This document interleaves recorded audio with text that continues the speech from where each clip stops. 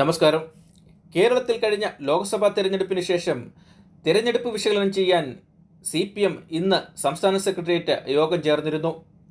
ഇതിൽ നിന്നും പുറത്തുവരുന്ന റിപ്പോർട്ടുകൾ പ്രകാരം CPM 10 സീറ്റിന് മുകളിലേക്ക് പോകാൻ സാധ്യതയുണ്ടെന്നാണ് കരുതുന്നത്. ബൂത്ത് തലം മുതലുള്ള കണക്കുകൾ ശേഖരിച്ച് ജില്ലാ നേതൃത്വം സംസ്ഥാന നേതൃത്വത്തിന് കൈമാറുകയാണ് പതിവ്. അതിനു പ്രകാരം ലഭിച്ച റിപ്പോർട്ടിന്മേലുള്ള പരിശോധനകളിൽ നിന്നാണ് 10 മുതൽ 12 സീറ്റുകൾ വരെ എന്ന നിഗമനത്തിലേക്ക് പാർട്ടി എത്തിച്ചേർന്നിരിക്കുന്നത്. ഇടതു പാർട്ടികൾക്ക് ലഭിച്ച വോട്ടുകൾക്കൊപ്പം മറ്റു പാർട്ടികളുടെ സാധ്യതകളും CPMന്റെ സംഘടനാ സംവിധാനം ഉപയോഗിച്ച് വിലയിരുത്താറുണ്ട്. അതിൽ BJP ഇക്കുറിയും അക്കൗണ്ട് തുറക്കില്ല എന്നാണ് CPM വിലയിരുത്തൽ. BJPക്ക് പ്രതീക്ഷയുണ്ടായിരുന്ന തൃശൂരിൽ CPI അട്ടിമറി വിജയം നേടുമെന്ന് തന്നെയാണ് പാർട്ടി കരുതുന്നത്. വോട്ടെടുപ്പിന് 2 മാസം മുമ്പ് വരെ 4 സീറ്റുകൾ മാത്രമായിരുന്നു പാർട്ടി പ്രതീക്ഷിച്ചിരുന്നത്.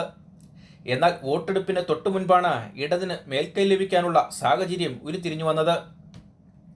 പാർട്ടി വിശകലനത്തിൽ മുസ്ലിം സമുദായം, പ്രത്യേകിച്ച് സമസ്തയുടെ നേതൃത്വത്തിൽ ഇടതിന് അനുകൂലമായി വന്നുവെന്നുള്ളതാണ് കരുതുന്നത്.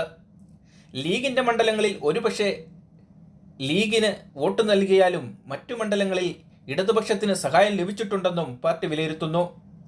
വോട്ട് ശതമാനം കുറഞ്ഞത് UDF വോട്ടുകൾ കുറയുവാൻ ഇടയാക്കുമെന്നും പാർട്ടി കരുതുന്നു. എന്നാൽ റിപ്പോർട്ടുകൾ പ്രകാരം UDF കുത്തക മണ്ഡലമായ പത്തനംതിട്ടയിൽ 50,000-ൽ പരം വോട്ടിന്റെ ഭൂരിപക്ഷത്തിൽ ഐസക് തോമസ് ജയിക്കുവാൻ സാധ്യതയുണ്ടെന്നും പാർട്ടി വിലയിരുത്തുന്നു. പാർട്ടിയുടെ ദേശീയ പദവിക്ക് മിനിമം 11 സീറ്റുകൾ വേണമെന്നിരിക്കെ ഒരുപക്ഷെ കേരളത്തിൽ നിന്ന് തന്നെ അത് ലഭിച്ചേക്കാമെന്നും പാർട്ടി കരുതുന്നുണ്ട്.